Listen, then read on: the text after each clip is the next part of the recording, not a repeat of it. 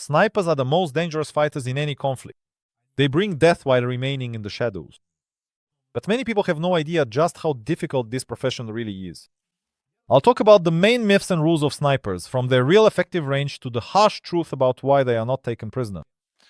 And at the end, you'll find out why snipers don't aim for the head and how they take care of their needs while sitting in ambush for days. After all, you can't just step into the bushes here. Who are snipers? These days, a sniper is not just a marksman, but a soldier skilled in camouflage and observation, specializing in eliminating key targets, whether enemy snipers, officers, or other objectives. Equipped with a sniper rifle featuring a telescopic sight and devices for more precise aiming, he becomes a true predator on the battlefield, stealthy, silent, and deadly. A sniper must be able to plan everything in advance. He doesn't just hide in the bushes hoping that an enemy will eventually pass by. No, every elimination is a cold-blooded calculation and a lightning-fast decision if the situation suddenly changes. Interestingly, sniping as a specialization was not widespread in the early and mid-19th century due to the lack of accurate long-range weapons. However, there were cases during the Crimean Campaign and the Russo-Turkish War when English aristocrats, equipped with diopter sights and custom-made rifled carbines, hunted Russian soldiers and officers. It is generally believed that this is when the military specialty of sniper first appeared. Now, let's take a look at some stereotypes that have nothing to do with the truth. Snipers work alone. One of the most popular misconceptions I found is that snipers work alone. But that's not the case here. Sniper is far from a lone wolf wandering the battlefield by himself. In reality, in modern armies around the world, snipers often work in pairs, and sometimes even in threes or as part of a full unit of 7 to 10 people. The second member of the pair isn't just someone who carries the sniper's gear. Their job is to protect the sniper while they're carrying out their mission. Picture this. The sniper is intently watching the target through the scope, while his partner keeps a vigilant watch on his back to make sure the enemy doesn't sneak up unnoticed. This is roughly how the work of a classic sniper team is organized. But that's not all. The sniper's partner also acts as a spotter and guide, informing him about weather conditions, humidity, temperature, and even what's happening in the enemy camp. Sometimes they even switch roles to avoid eye fatigue. An interesting point is the transportation of heavy weaponry, for example. The Barrett M82 anti-material sniper rifle weighs almost 15 kilograms, so its parts are distributed between the sniper and his assistant. This way, they can move more efficiently and quickly. After all, it's hard to stay concealed when you're holding a weapon and a full load of ammo all by yourself, practically with your tongue hanging out from exhaustion. That's why snipers almost never work alone. But let's move on. Now I'll tell you about another myth. Silent and with a single shot. Here's what I always see in movies. A sniper who takes out the target with a single guaranteed shot. Of course, it looks very beautiful and dramatic, but it doesn't always match reality. In reality, even the most professional snipers don't always hit the target on the first try, especially when it comes to shooting at long distances. According to most snipers, they usually have to adjust their aim and the target only goes down on the second shot. So if someone claims they always hit the target on the first try, most likely they just got lucky. Moreover, even the quietest sniper rifles can't shoot completely silently. That's a trick of the big screen. A suppressor does help make the shot less noticeable from a distance by eliminating the muzzle flash, but it doesn't muffle the sound the way it usually does in movies. So if you see a sniper in the next Hollywood film take a single shot and walk away, remember, in real life things are a bit different. Sniping is an art that requires constant adjustments and the ability to remain unseen even after taking a shot. It's not just about climbing onto a tall building, firing once and running away. But what happens if the sniper does get caught? In my opinion, the story is a very sad one. What happens to a sniper in captivity? Within the military community, there is a rather specific attitude towards snipers. These professionals, who carry out extremely complex and critical missions, often face misunderstanding and prejudice even from their own fellow soldiers. Some infantry soldiers mistakenly believe that snipers just lie in the bushes or on rooftops, while everyone else is fighting fiercely with the enemy. But in reality, the work of a sniper requires no less courage and professionalism than serving on the front lines. However, the attitude toward enemy snipers is even harsher. For most soldiers, the enemy's invisible marksman is not just an adversary, but a constant source of threat and anxiety. That's why, in the event of war, snipers rarely manage to be taken prisoner. Most servicemen prefer to eliminate those on the spot whom they believe fight dirty. All the more so, because in global conflict practice, prisoner exchanges often occur, and the sniper could very well return to the battlefield. And of course, it's also worth mentioning the desire for revenge for fallen comrades who are completely defenseless against a sniper. How do snipers hide? But aside from shooting, as I mentioned earlier, snipers must also possess other professional skills. And the most crucial of these is camouflage. It starts with the face. Applying camouflage for it's not just a practical necessity, it's a true art form. Next comes the rifle. A sniper's weapon is his professional tool, an extension of himself. It's often wrapped in cloths, perfectly matched in color and texture to blend in with the surroundings. The weapon must be just as invisible as its owner. A sniper's clothing is like his second skin, chosen to blend in with the environment. Green in the forest, sand-colored in the desert, gray in the mountains. Often, natural elements like twigs or mud are added to it. Snipers can lie motionless in the grass for hours, blending in so well with their surroundings that even a trained eye won't spot them. From what distance can a sniper kill? Another important point I have to mention is shooting range. The SVT-40 rifle, which the famous sniper Lyudmila Pavlichenko used, had an impressive firing range of 1,300 meters. But in practice, snipers often limited themselves to targets no more than 600 meters away. Why?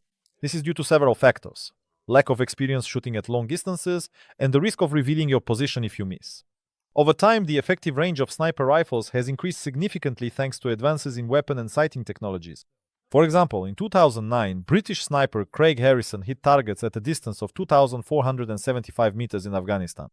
And 18 years later, a Canadian sniper set a new record by hitting a target at almost 3.5 kilometers. As I mentioned, hitting with the first shot is considered a great success, but sometimes the outcome of the entire operation can depend on it, especially for police snipers. In cases involving hostages or preventing the activation of an explosive device, the shooter does not get a second chance. However, police snipers usually operate at shorter distances, which increases the likelihood of a successful first shot. Bullet holes are small and neat, but have you seen sniper bullet holes in movies? It always surprised me. They're small and tidy. In reality, though, if a sniper hits someone in the head, in half the cases the head can simply explode. Sniper rifles, especially those used in military settings, have tremendous stopping power. A bullet fired from such a rifle carries an enormous amount of energy, enough to travel great distances. This energy also gives the bullet a devastating impact on the target. For example, a shot from a .50 caliber rifle can pierce a bulletproof vest, leaving a massive hole behind. And if the bullet passes through, it leaves an even larger exit wound. The miracle scope. As a child, I always dreamed of having a telescopic sight. It's so cool you can see far ahead over huge distances, even in total darkness. In movies and games, scopes are often portrayed as high-tech devices capable of incredible things. For example, identifying an enemy's rank from a great distance. However, in reality, things are quite different. Most sniper rifle scopes provide magnification in the range of 10 to 20 times, which certainly allows you to see your target more clearly at long distances, but not enough to make out small details like stars on shoulder boards. So the sniper's task is not to study the enemy in detail, but rather to hit the target accurately and effectively. It's also important to understand that an accurate shot doesn't depend solely on whether the target is at the center of the scope's crosshairs. Some scopes don't even have the traditional crosshair markings. Instead, it's much more important to take into account factors such as wind, terrain features, temperature, and even the Coriolis effect caused by the Earth's rotation. That's why it's naive to think that a sniper is just someone with good eyesight and the intelligence to line up the crosshairs on the enemy's head. It's much more complicated than that, especially when it comes to headshots. Let me explain why.